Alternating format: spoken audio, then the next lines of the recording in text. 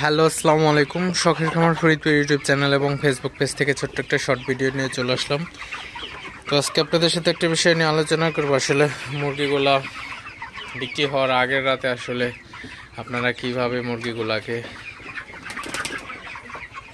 পরিচর্যা করবেন, তো সে বিষয়ে আলোচনা করব। তো ভিডিওটিকে স্কিপ না করে অবশ্যই শেষ পর্যন্ত দেখবেন এবং শখের খামার ফরিদপুর ইউটিউব চ্যানেলটি অবশ্যই সাবস্ক্রাইব করবেন। ভিডিওটি লাইক, কমেন্ট এবং শেয়ার করে অন্য ভাইদের দেখার সুযোগ করে দিবেন এবং যারা ফেসবুক পেজ থেকে দেখতেছেন অবশ্যই পেজটি ফলো দিয়ে সাথে থাকবেন। তো ভিডিওটি শুরু করা যাক।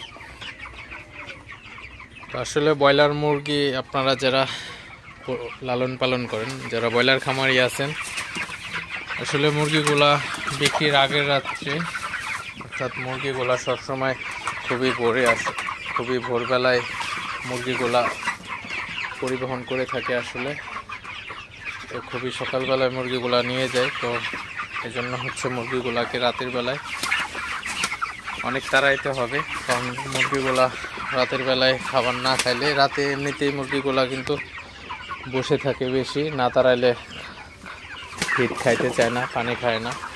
তো এই জন্য রাতের বেলায় অবশ্যই মুরগিগুলাকে আগের দিনের তুলনায় অনেকবার তাড়াই দিবেন। মুরগিগুলাকে তাড়াই দিলে কিন্তু আসলে মুরগিগুলা খাবার খাবে এবং ওজনে কিন্তু একটু ভালো আসবে। তো এই কাজটা আপনারা অবশ্যই করবেন। যারা ব্রয়লার খামারি আছেন, ব্রয়লার মুরগি বিক্রির আগের রাত্রে অবশ্যই ব্রয়লার মুরগিকে যত পারেন মুরগিকে অবশ্যই তাড়াবেন, কারণ একটা রাত আপনার একটু বেশি কষ্ট করতে হবে, কারণ এটা আপনার করতেই হবে, অন্যথায় কিন্তু আপনার মুরগির ওজন কিন্তু কম আসবে। তো অবশ্যই এই জিনিসগুলো আপনারা খেয়াল করবেন। মুরগিকে যতটা বেশি পারবেন মুরগিকে তাড়াবেন।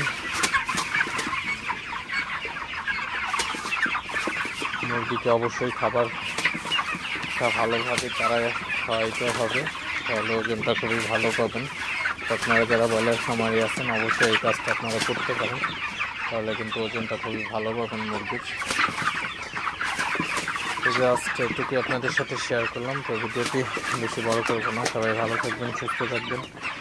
শখের খামার ফরিদপুর ইউটিউব চ্যানেলটা অবশ্যই সাবস্ক্রাইব করবেন। ভিডিওটি লাইক, কমেন্ট, শেয়ার করে অন্য ভাইদের দেখার সুযোগ করে দিবেন।